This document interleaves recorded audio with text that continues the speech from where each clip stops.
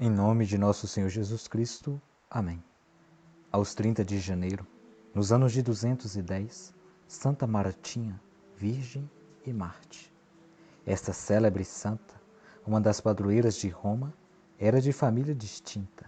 O pai, 3 vezes eleito cônsul, era possuidor das mais belas virtudes e afortunado.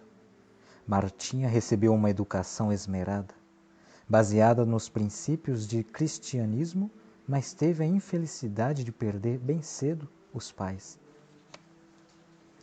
Inflamada de amor a Jesus Cristo, deu todos os bens aos pobres, fez voto de castidade e, em atenção à sua vida santa e exemplar, foi recebida entre as diaconistas, honra com que pessoas de muita probidade eram distinguidas.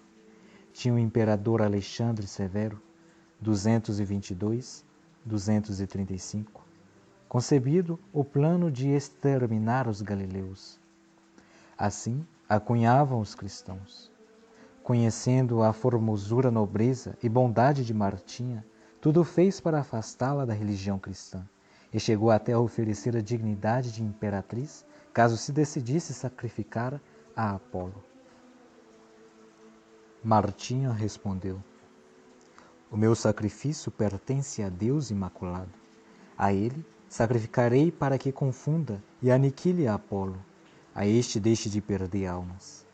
Alexandre Severo, interpretando esta resposta em seu favor, organizou uma grande festa no templo de Apolo, para onde levou Martinha, na presença dos sacerdotes e de muito povo.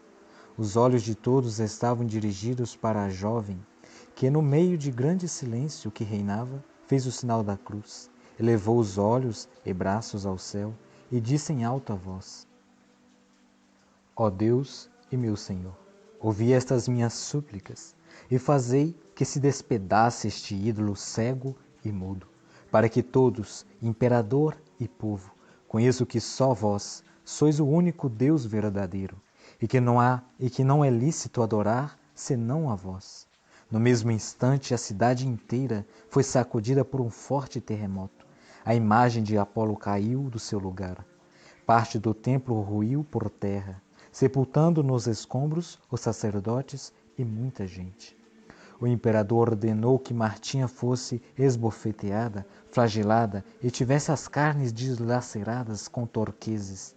Os algozes, porém, não puderam cumprir a ordem, porque um anjo de Deus defendia a donzela, e esta, no meio dos maus tratos, entoava cânticos de louvor a Jesus Cristo e convidava os algozes a se converterem à religião de Jesus. Deus abençoou-lhes as palavras. 8 algozes caíram de joelhos, pediram perdão a Marte e confessaram alto a fé em Jesus Cristo. No dia seguinte, a feiticeira foi citada ao palácio do imperador, que a recebeu com estas palavras: basta de embustes, diz-me para que eu saiba com quem estou tratando.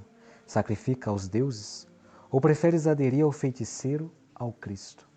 Com santa indignação, respondeu Martinha: não admito que insultes o meu Deus. Se queres aplicar-me novas torturas, aqui estou. Não as temo, pois sei que Deus me dá força. A resposta do imperador foi a condenação da Marte a suplícios crudelíssimos e desumanos. Martinha, no meio das dores, glorificou a Deus, e as feridas exalavam-lhe em suave perfume. Grande foi o espanto de Alexandre Severo ao ouvir, no dia seguinte, a notícia de que Martinha, que se achava no cárcere, estava perfeitamente curada das feridas, e não só isto, os guardas viram durante a noite o cárcere iluminado por uma luz maravilhosa e ouviram extasiados cânticos celestiais. O furor do imperador chegou ao extremo.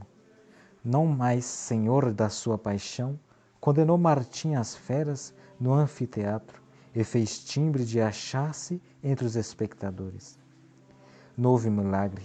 Martinha, de uma beleza sobrenatural e encantadora, ajoelhada na arena, calma, se achava à áspera do leão. Este, a indômito, rei do Saara, possante e belo em sua força, se anuncia com um rugido aterrador. e em 2 saltos se acha ao lado da vítima, como que domado por uma força invisível, arroja-se aos pés de Martinha, manso como um cordeiro.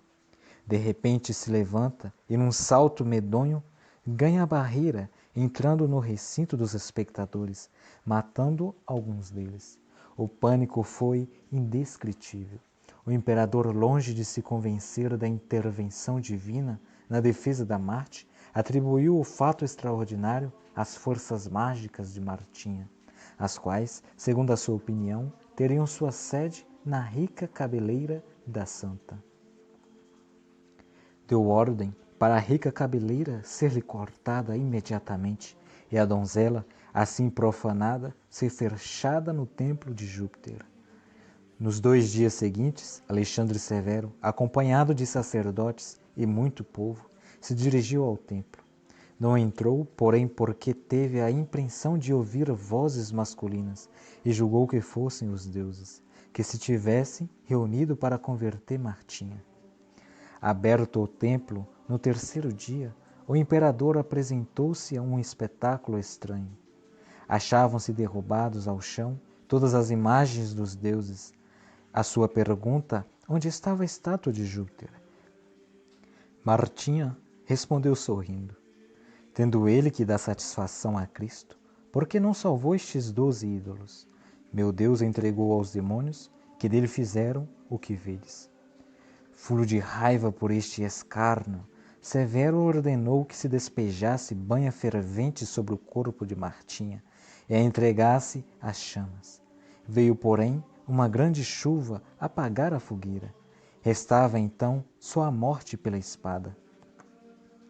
Martinha aceitou a sentença com toda submissão e gratidão para com Deus. Espontaneamente ofereceu a cabeça ao algoz, que a fez entrar nas eternas núpcias do Senhor Jesus. Os cristãos apoderaram-se clandestinamente do corpo da santa e sepultaram-no com todas as honras. As relíquias da santa Martinha foram encontradas em 1634 e acham-se hoje na igreja do mesmo nome, a qual se ergue perto do Arco do Triunfo de Severo. Reflexões.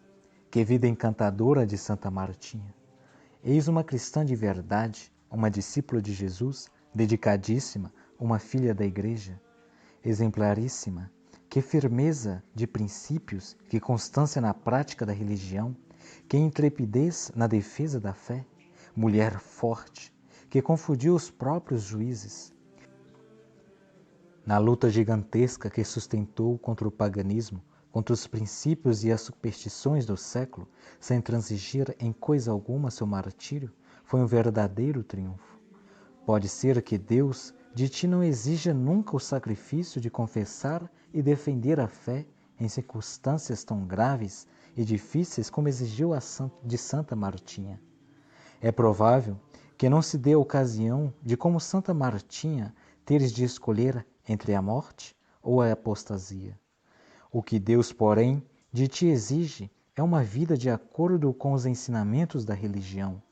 Não precisas defender a fé perante juízes pagãos, mas deves à família, à sociedade, o exemplo de católico praticante. Não é preciso que faças milagres, mas ninguém te dispensa da prática das virtudes, da humildade, da caridade, da mansidão e paciência, também nas coisas adversas. É preciso que tua fé esteja viva. Uma fé morta, sem as obras, nada vale. Sendo viva a tua fé, outra será a tua vida, outra será a tua oração, outra será a tua conduta na família e na sociedade. Sendo viva a tua fé, serás um cristão verdadeiro, um alter Christus, um outro Cristo. Santos, cuja memória é celebrada hoje. Em Odessa, São Barcimeu, bispo e mártir, converteu muitos pagãos à religião de Cristo e confortou-os na prova máxima, no martírio, para depois também colher a palma da vitória. Em Antioquia, o martírio do sacerdote Hipólito, ao princípio discípulo do cismático novato, mais tarde tocado pela graça divina, voltou à Igreja e confirmou pelo martírio a fé católica. Nos últimos momentos da sua vida eterna, sua fidelidade à Igreja condenando os erros de novato. Em Maubeuge, França, a santa monge Aldegundes, contemporânea do rei Dagoberto. Em Viterbo, Itália, Santa Jacinta Mariscotti, da Ordem Terceira de São Francisco, modelo da caridade cristã, é canonizada pelo Papa Pio VII. Deo gratias.